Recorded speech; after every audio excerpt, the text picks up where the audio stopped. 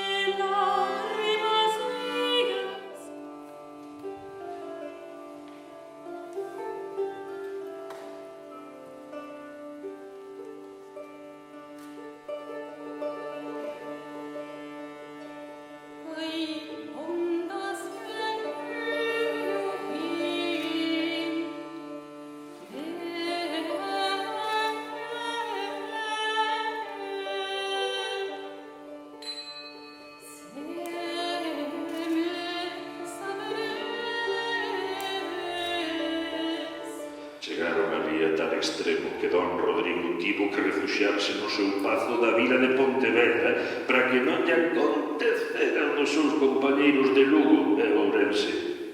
Ainda que máis propio sería decir que aquel pazo se converteu na súa prisión.